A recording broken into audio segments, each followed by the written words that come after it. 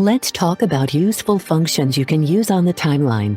If you have many videos, and you need to put your clip on the timeline in that place where is no space,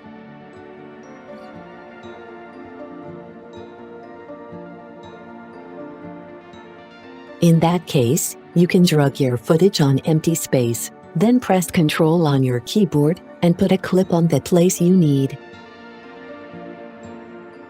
When you press Ctrl, you will see pointing arrows. All videos that were on the timeline will be moved to the right side, without any changes on existing videos. If you want to change the place for two side-by-side clips on the timeline,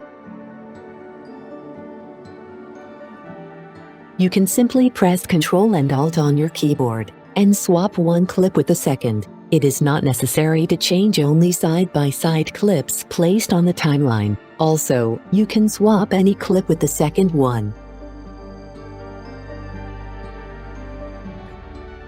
If you want to cut your clip on the timeline from playhead on the right or left side, you need to stay with playhead on the clip and press W. It will ripple trim next edit to playhead.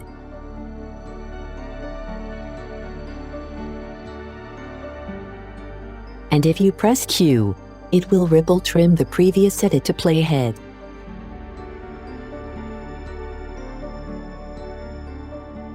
You can set these functions from keyboard shortcuts. Click the file, then keyboard shortcuts, then right ripple trim. Premiere will automatically show that functions, and then you can change or add your shortcut. That's all. Thanks for watching Premiere Pro Quick Tips.